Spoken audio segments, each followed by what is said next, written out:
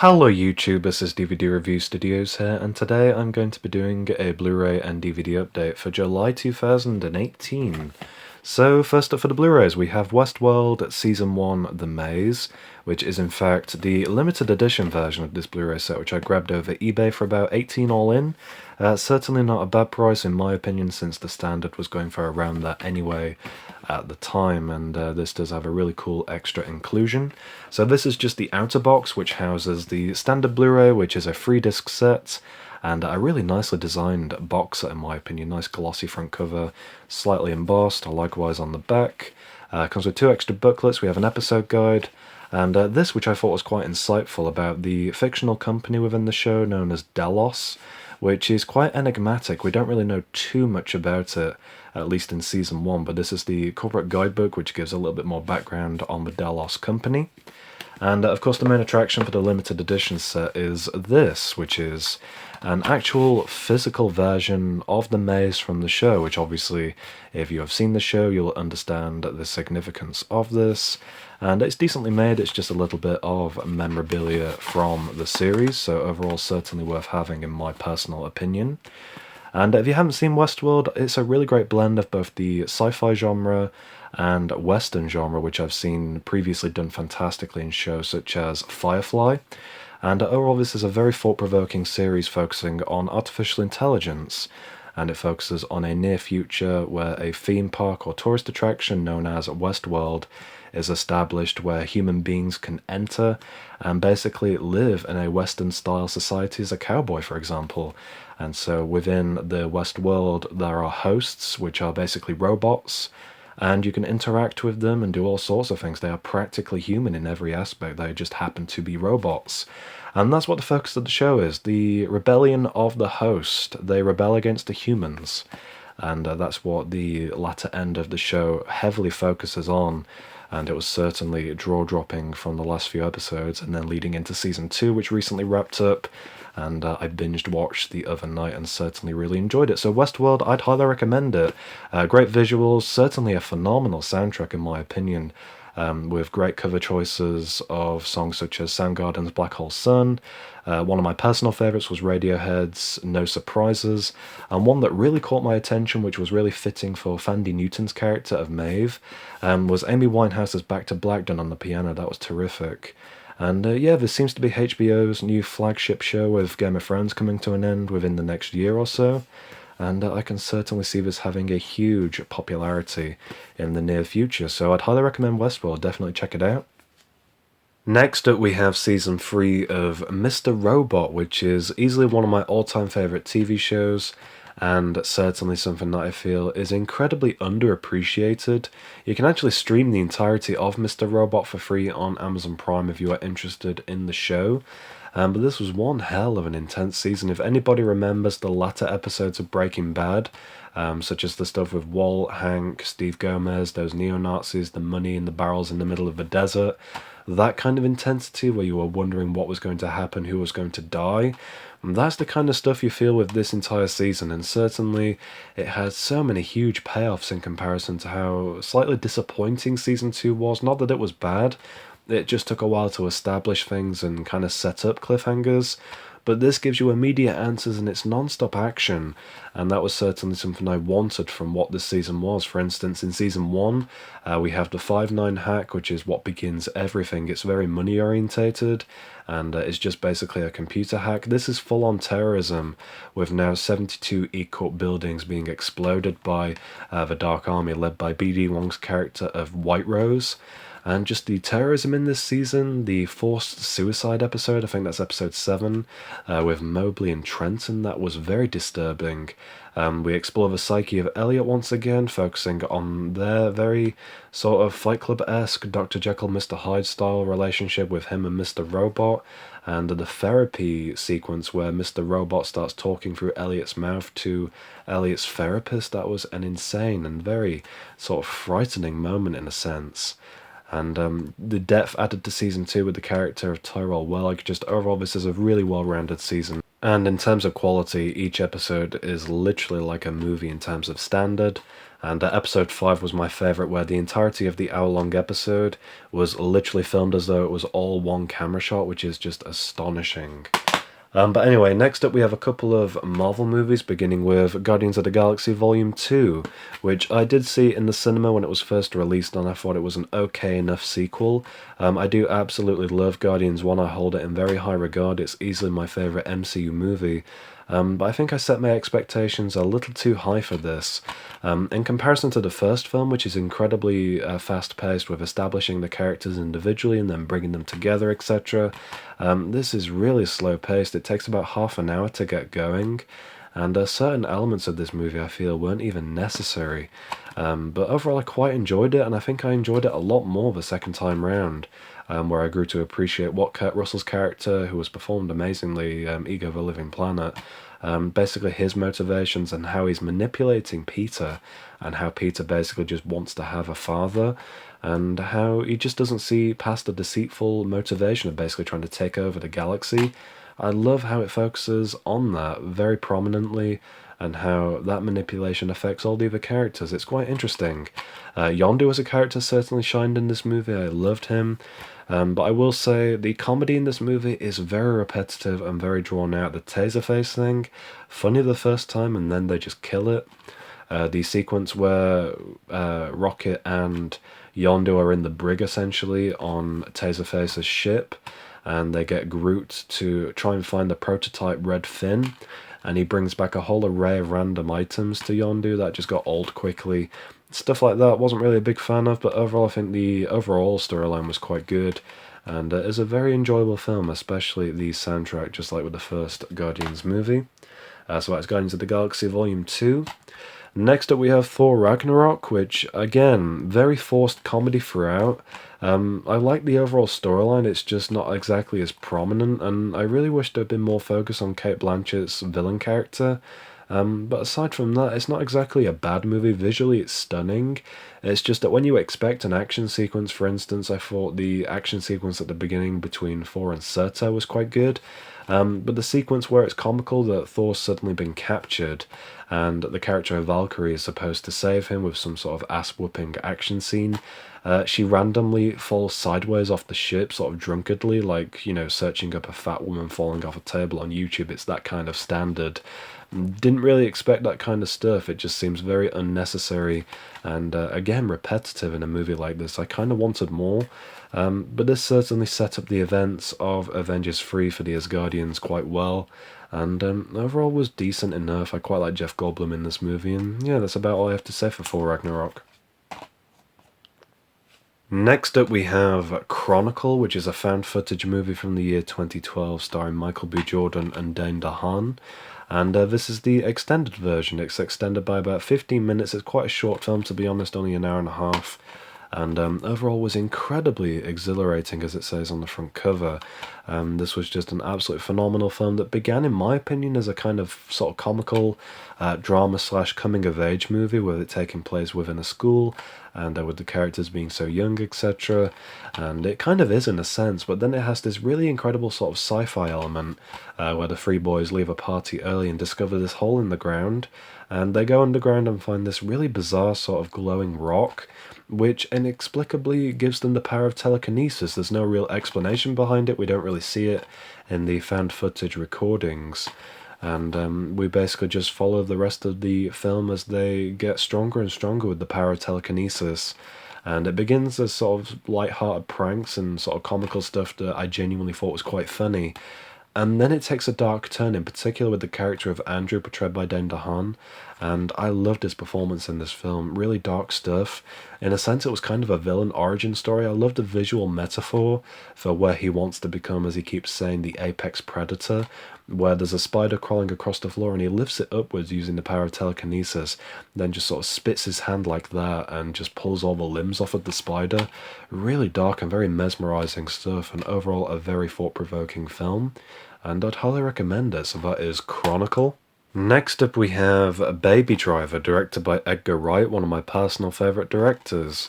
And this overall was actually quite an enjoyable film, focusing of course on the character of Baby, who is a getaway driver for the character of Doc, portrayed by Kevin Spacey, who is basically the instructor of several heists throughout the film. and so Baby is the getaway driver for these heists. But the twist is, the only reason he's actually efficient at what he does is that when he does the driving, he's listening to his own personal music playlist, and so that allows him to perform incredibly well on the roads. And that's why Doc keeps him on up until he's allowed to go free. And then there's a really dark twist where, as soon as Baby meets the love of his life, Deborah, he's then called back into the crime business through blackmail, and I love that conflict of how he tries to balance his relationship as well as the crime stuff. Just overall, really interesting in the way the music really conveys that, and the way it conveys emotion throughout the film is just overall phenomenal. But the movie in itself, despite it being quite a good action film, it certainly isn't something I will be rewatching anytime soon. I liked it, it's just that I don't really feel it to be a very rewatchable movie, but supposedly a sequel is in the works for this, which I would love to see how that would actually happen with how this movie ended so suddenly with everything wrapped up. But anyway, that is Baby Driver, quite a good film. Next up is easily my favourite film of 2017, and that is War for the Planet of the Apes. This is the third and final film in the modern Planet of the Apes trilogy, and was certainly a very exhilarating conclusion where we sadly say goodbye to the characters that we have been following for the past couple of years. And yeah, this was great. I love what they've done visually. It's just spectacular, especially the breathtaking CGI of the apes, but also the frequent camera shots of the beach, for example, and the snow settings. Just overall really visually stimulating. And speaking of characters, what they've done with the character of Caesar in particular, they've basically made him do a complete U-turn in terms of motivations. For instance, in Dawn of the Planet of the Apes, he's quite morally superior to human beings, and then at the beginning of this film, he's quite merciful, but then he encounters the Colonel character portrayed by Woody Harrelson, and this changes everything, where the Colonel brutally kills Caesar's wife and a couple of his children, and that influences a very interesting revenge storyline, which we obviously don't really expect from somebody like Caesar, but that is what happens. And I thought it was actually quite good how they spliced sort of hallucinations of Koba from the previous movie into this, and how Caesar was basically seeing himself become just like Koba, when really that wasn't necessarily the reality, but it was certainly out of character for him to suddenly want revenge, but obviously it was supposed to be something that would finalize this business with the human beings versus the apes. And that's where the war element comes in, which I wouldn't necessarily say it was a war as such, more of a battle, but that title is already taken. But war was certainly inevitable between the human groups in this movie, and overall this was a very well performed and very eye-opening film. And I absolutely love what it represents, and the entire trilogy is a perfect trilogy in my opinion. Dawn is still my favourite, but this is for sure a close second. And the soundtrack to this movie is great. I love all the characters, Bad Ape especially, a great comic relief character. And overall, that actually opens up a lot of opportunities. The director of Dawn and War, Matt Reeves, said that he would be open for making more Planet of the Apes movies that wouldn't necessarily be about the apes we've been following in this trilogy.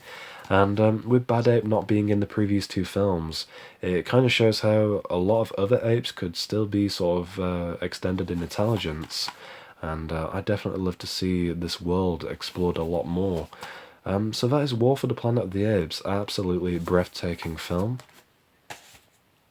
Next up we have Pixels, which I actually grabbed new sealed in Pan World or Pan Land, either one of the two, for only £1 of course, and I thought that was definitely a good price for this movie, which I have wanted to see for quite a while. I just never really had the courage to just basically pick it up and buy it. But it stars Adam Sandler, Kevin James, and I will assume the rest of the usual people associated with Adam Sandler as well, which aren't credited on the front cover. I haven't seen this movie yet, but I am looking forward to doing so, and I don't really know what to expect from this. Modern Adam Sandler movies are certainly no Happy Gilmore to say in comparison. But from what I remember from the trailers, this was about like a time capsule being sent into space full of sort of 80s sort of nerdy gaming references, and then suddenly aliens assume the identities of these game characters and come and invade Earth in the modern day, which certainly isn't exactly a bad concept. But I'm looking forward to watching this either way, so that is Pixels. With the next movies that I have to show, or the next Blu-rays I have to show in general, They are literally all Star Wars, so I'm going to clear some room and then we can begin this Star Wars segment. And so to begin this Star Wars segment, as I will call it, first up is Star Wars Episode 8 The Last Jedi, which is certainly a very controversial Star Wars movie. It doesn't quite feel like a Star Wars film in my opinion, and it certainly is a very Marmite film. You either love it or you hate it. There doesn't seem to be any kind of middle ground. And I personally, having seen the film I think 5 times now in total, I'm leaning more towards the hatred side of things. I really do see through this film. The entire plot point with the ships running out of fuel and the Canto Bight stuff, a lot of it feels genuinely like a piss-poor episode of Star Wars Rebels, and that is not a compliment by any means. Rian Johnson, the director of this film, has actually spoken out that his intention with this movie was in fact to divide fans, which I don't quite understand what he is trying to achieve with that notion, but the way he's defended the film over Twitter and the way people challenge him and the counter-arguments that he comes out with, he certainly does come across as what I would term as a man-child. He doesn't seem to take on board the idea of criticism, he just thinks that this is a perfect movie and that's final, and what movie really is perfect? You know, you can elaborate and certainly use that term to describe your love for a certain film, but is any film really perfect? Of course not. But he just completely sort of disregards any kind of structural arguments, and his comebacks are absolutely useless. But playground insults aside, certain character development choices with Luke especially, and with Supreme Leader Snoke, I completely disagree with. I was actually thinking of alternative ideas to the events of this film along with the entire direction of the sequel trilogy. For instance, what would happen if Episode 7 ended with Luke actually expecting Rey to come to the island? Not necessarily Rey herself, but just a Force user, and that could have been foretold by those books hidden within the tree on the Arctu Island, the ancient Jedi texts, and they could have foretold another Force user coming from literally anywhere, coming to the island to find Luke in the hopes of having training, etc., and she would have been the one to bring balance to the character of Kylo Ren and bring Ben Solo from Kylo Ren back to the light, and obviously there would have been some instance of defeating Snoke, etc. And with Snoke, I was actually thinking it would have been a genius idea to bring the entirety of the Star Wars franchise together if Snoke had actually been Darth Plagueis. And Darth Plagueis could have trained Palpatine. Palpatine obviously influences Anakin to become Vader, and with that failed, obviously we now have Snoke who takes on galaxy-wide power. And that would have been incredibly interesting in my personal opinion. Certainly a huge difference in direction from what we got in here. It would have enlightened the character of Luke. It would have made him less of a failure and more of someone who was waiting for events to occur, since the random events that bring sort of the map of Skywalker from Poe into BB-8 and BB-8 to Rey, and then obviously Rey learning about the Force, etc. from Han Solo, you know, it would have been more interesting in that kind of fashion. But whatever, it is what it is. And speaking of Han Solo, I can't believe one of the deleted scenes on here is Luke mourning the death of Han.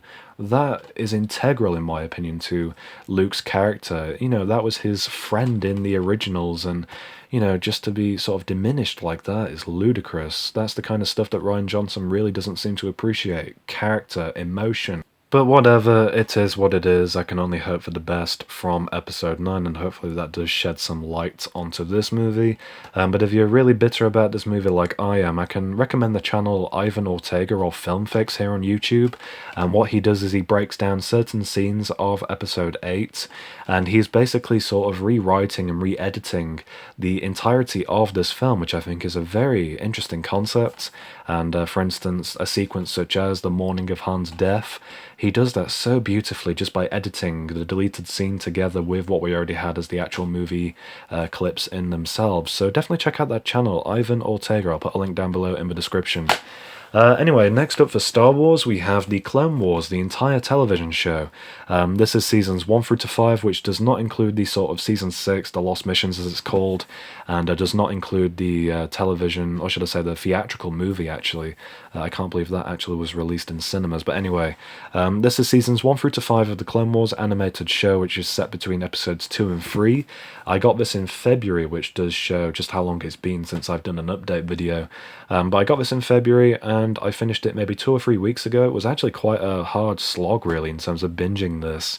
But I got through it, and it was genuinely quite rewarding in some areas. Some episodes and some arcs were painful to watch, particularly with Padme and Jar Jar Binks. But aside from that, this really does bring a lot of closure to what we had in episode 2 and leading into episode 3. I love what they did with Obi-Wan in this series, and certainly the ideas and bringing back Darth Maul, etc., stuff like that. And the character of Boba Fett really does shine in this. I love the episode where he's trying to assassinate Mace Windu, of course, revenge for what Mace did to his father on Geonosis in episode 2, Attack of the Clones. And yeah, I genuinely really enjoyed this. I'll be reviewing each individual season on my channel over the coming months. I pre-filmed reviews on seasons 1 and 2, and so those will be out momentarily.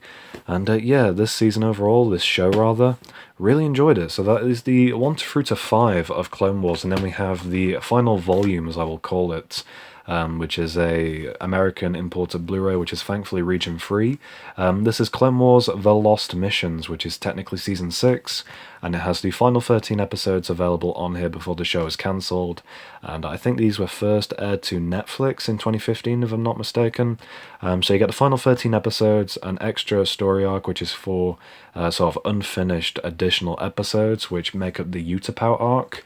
Based on the planet Utapau from Star Wars Episode 3, and there's also another arc available online called The Bad Batch, which is about a bad batch of clone troopers that have very unique abilities, and that was a very thought-provoking set of episodes as well.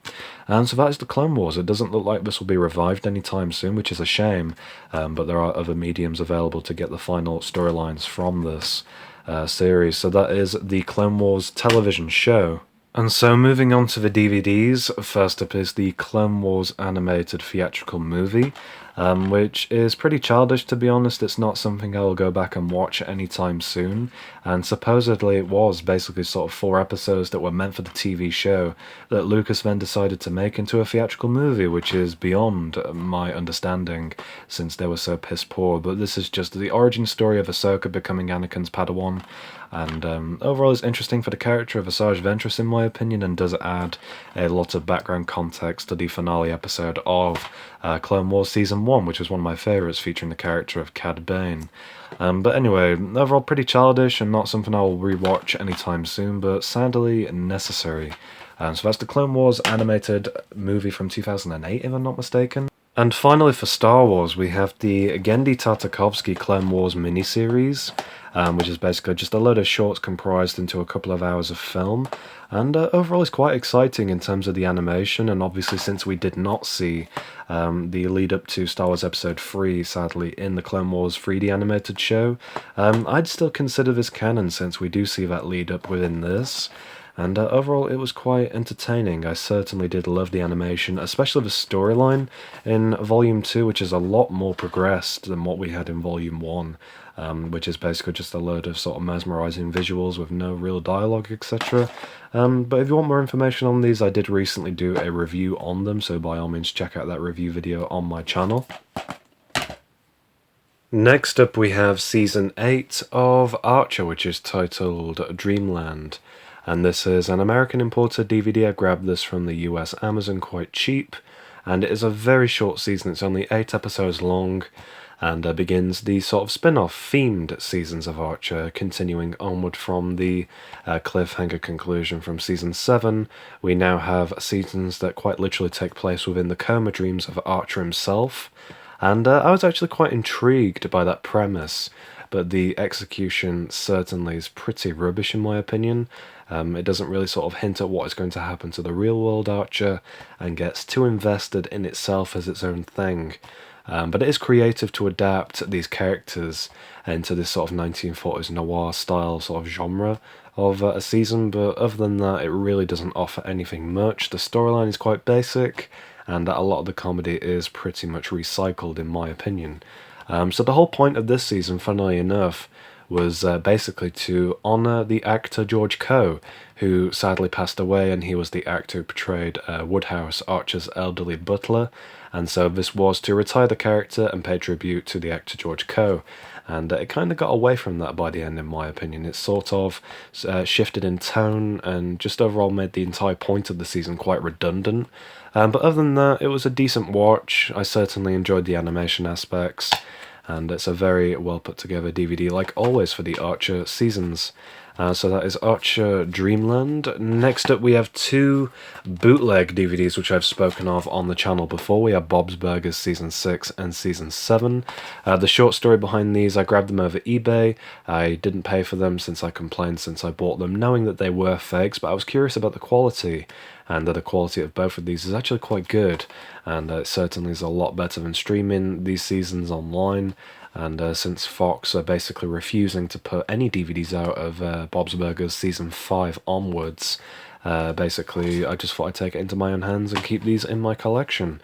But if you want to know more information on these two, then by all means watch the videos available on my channel. I'll put an annotation somewhere on screen so you can check those out. Next up we have the complete series of Nickelodeon's Invader Zim.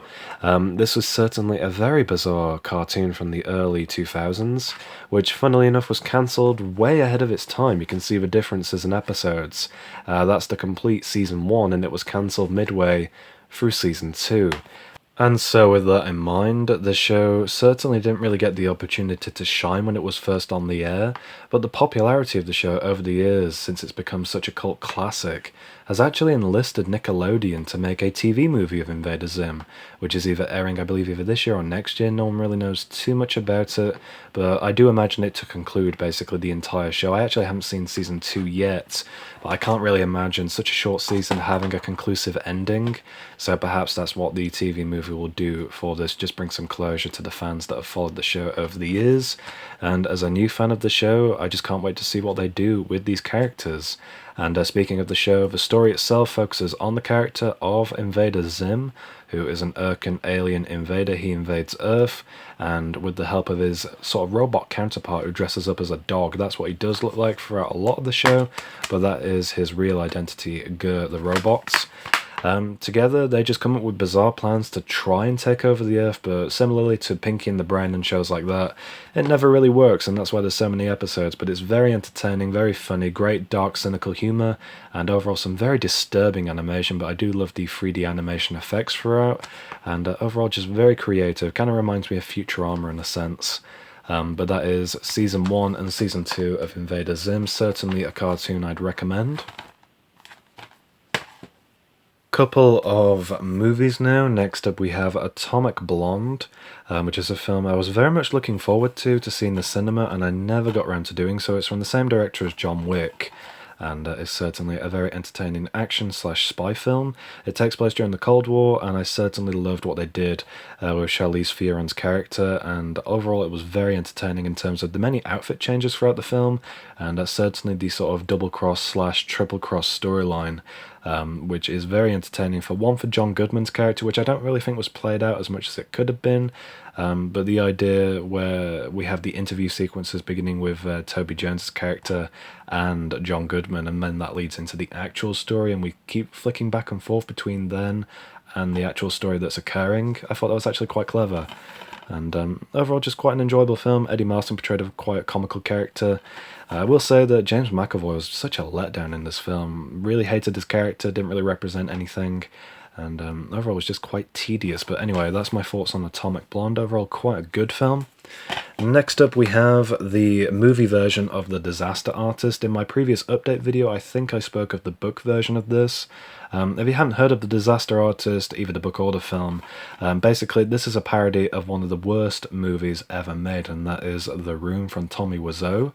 And I recently did do a movie review on The Room, which I definitely recommend you check out. And if you like what you see in that review, then definitely check out the actual Room movie. It is certainly a sight to behold. But anyway, like I said, this film is a parody. It's based on the book by Greg Sestero, who was the guy who played Mark in the actual Room movie.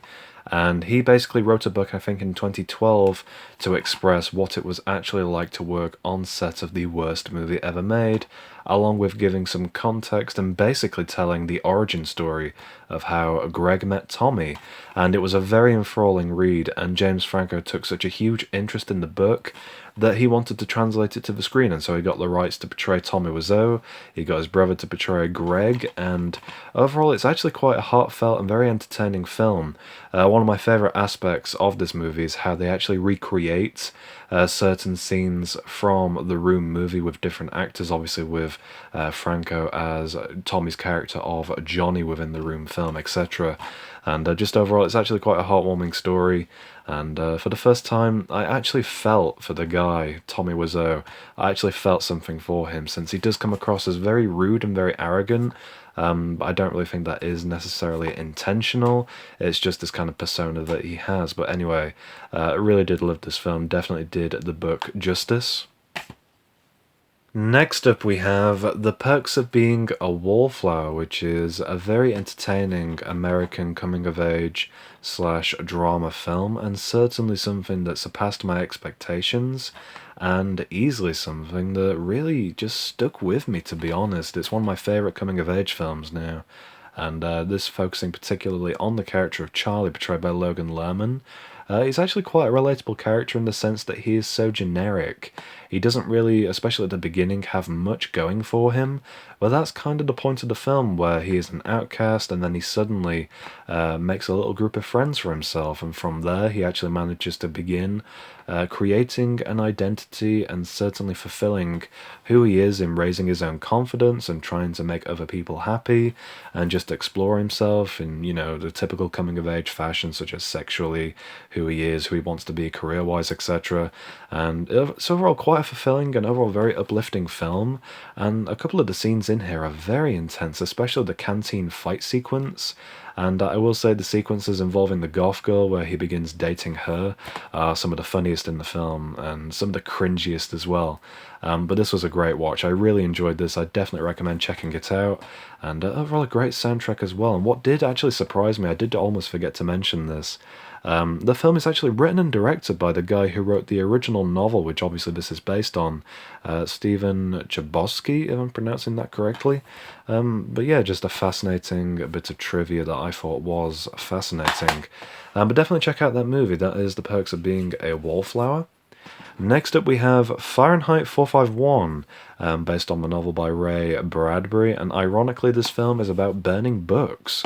A world where books are basically illegal, and so firemen are now dispatched to destroy and incinerate all books. And I love the very sort of cartoonish sort of style of the vehicles and the sort of the layout of all the houses in the film. It's actually quite comical, and I love the character of Guy Montag, who is basically seduced by the idea of reading. He gets so involved with it that he just can't really turn back, and it's just overall amazing to see the lengths that people will go to in the film to just carry on reading when it's illegal. And just what a fascinating tale, and I would love to read the original novel at some point in the near future. So that is Fahrenheit 451. Next up we have a comedy film starring Simon Pegg, and that is Absolutely Anything. And this overall was quite a mediocre comedy, to be honest. I mean, if you're a fan of Simon Pegg, you will probably like this. But it focuses on a group of aliens portrayed by the Monty Python gang who are judging planets, and so Earth comes up to be judged, and whether or not it should stay or be destroyed is in the hands of Neil Clark, portrayed by Simon Pegg, who is granted the power of absolutely anything. And overall it's quite entertaining to see him deal with the morality of these powers. Should he use them for good or evil? Should he control people, etc.? I quite like the character of Dennis the dog, portrayed by Robin Williams. I think that was actually Robin Williams' last role in any film, which is a bit of interesting trivia once again. But overall, it was quite a mediocre film. I probably will not watch this one again, but I liked it for what it was, and quite forgettable, so that is Absolutely Anything. Next up we have a couple of Disney movies, the first of which is the Disney classic Hercules. And I've always wanted to watch this movie all the way through, but I've never really had the chance or opportunity, and I've always been really intrigued by the character of Hades, portrayed by James Woods. And he does bring a very odd charisma to the character, especially for a Disney villain. And that was one of the things that really did intrigue me to check out the film. And in a sense, it's basically a film about self-discovery, where Hercules, since he's meant to be a god, is actually stripped of that sort of power as a baby, and so growing up as a human and then suddenly finding out that he is supposed to be a god, it's quite interesting to see how he develops as a character and how he pursues that sort of need to be what he initially was supposed to be in the first place. And of course Hades does not make that easy, and I quite like the characters are pain and panic in the film, along with Meg, who is probably one of the sassiest Disney characters I've seen in forever. But anyway, that was Hercules. I actually really enjoyed this. I might give it a rewatch at some point. So that is Hercules. Next up we have Disney's Zootropolis / Zootopia, depending on what region you are from. And I will say, for one thing, I am absolutely astounded that this did not get a sequel, or at least isn't getting a sequel as of yet. I love the chemistry between the two main characters, especially the cheekiness and sort of a Sly Fox style that Jason Bateman does bring to the character of Nicholas Wilde, and I love what they do together as sort of a team throughout the film, and it's just overall very intriguing with this whole world where predator and prey live together in harmony. And that suddenly changes, which is basically what the plot of the film is about, where certain animals are suddenly turning, and all of it is basically a conspiracy, which I thought was actually quite sinister for a Disney movie, and for a modern one at that. But overall, this was great. The Breaking Bad reference really got me in this. That was completely unexpected. But this was a really enjoyable film. I just really do hope it one day does get a sequel. So that is Zootropolis. The next few DVDs I have to show, I actually haven't seen any of as of yet, but with the movies in particular, I will probably feature those in my next update video, so then I can deliver some kind of opinion on them anyway, but in this video I will just show off the titles. First of which is actually a TV show, and that is the final season, Season 7 of Workaholics. And I'm currently on Season 6. Supposedly between 6 and 7 there's a huge decline in quality, which I actually haven't found yet. I absolutely love this show. Great grotesque humour, very immature in some instances, but I absolutely love that kind of stuff. Kind of reminds me of the show The League, and a lot of the stuff is very reminiscent of the US Office and Parks and Recreation. But anyway, that is the show Workaholics. I'm looking forward to seeing how the show ends. And the next few things I've pretty much just grabbed in the past couple of days from CEX, the first of which is The Deer Hunter. It's very tacky of me that I've left all the stickers on all of these, but anyway, I shall carry on. The Deer Hunter, I don't really know too much about this movie, but I am looking forward to watching it, and I've heard very good things. Next up is The Departed, which I've been trying to build up my collection of Martin Scorsese movies, and I've wanted to watch this film for many years and just never really had the urge to do so. So that is The Departed. Next up is The Usual Suspects, directed by Bryan Singer, if I'm not mistaken, and I'm looking forward to watching this film. Next up is Galaxy Quest, which looks like some kind of fun sci-fi film. 28 Weeks Later, which is the sequel to 28 Days, which I actually do not own. I think I grabbed this for like 10p in a charity shop, and I've always wanted to watch both of the movies, so this will spur me on to get the first film, and obviously I can watch both of them, and I should hopefully have both of them in time for my next update video. Next up is Bride of Chucky. I actually still haven't seen Child's Play 3 yet, but I do love the first two Child's Play movies, and I'm looking forward to seeing the rest of the Chucky franchise. And now moving on to a box set that I've actually watched, finally. I've finally seen The Lord of the Rings, which has been something that I've put off for many years. I always said to myself I would read the books first, and life is just too short, to be honest. And these are all 2-disc sets. It's the entire trilogy, and I think I only paid £1 for this, and this was honestly one of the best pounds I've ever spent. I loved the first movie. I was just enriched and engulfed by the world I was just trying to learn so much about, obviously with it being so new to me. The second film I was actually a little bit disappointed in, but I quite liked it for the Treebirds in particular. That definitely stood out for me personally. And the third film was by far my favourite. I absolutely loved The Battle of Helm's Deep, and just overall a very entertaining piece of fantasy / action, and just overall a very good film. And I really enjoyed the entire trilogy. I might do a review of these once I've seen the Hobbit films. And that brings me to the final two DVDs of this update video. We have The Hobbit, Desolation of Smaug, which is the second film in the Hobbit trilogy, and the first film, The Hobbit, An Unexpected Journey, which I actually haven't began these films yet. I only finished up Lord of the Rings a couple of days ago, so obviously I'm going to wait a little bit before I watch these, but yeah, I'm looking forward to checking out the rest of what this franchise has to hold, and the films that I haven't watched, like I said, I will include them in my next update video. So thanks for watching. If you've made it this far, this is another one of my really long update videos. This has been a pain in the arse to film, to be honest. which is why I'm going to try and cut these updates down to maybe once a month, once again, where I've only got maybe like 10 things to talk about maybe. It's just easier for me, so that I don't have to retain so much knowledge on the stuff that I've watched. And basically, I've been trying to clear out a lot of my collection, and some of the stuff that I do get as of recent, I've wanted to get rid of but kept just to make this video. And so I'm going to make a huge change to that, of course, after I've uploaded it. Anyway, I hope you've enjoyed. Be sure to leave a like down below. Let me know in the comments what you think of any of the titles I've shown in this video. And please subscribe down below for more upcoming uploads.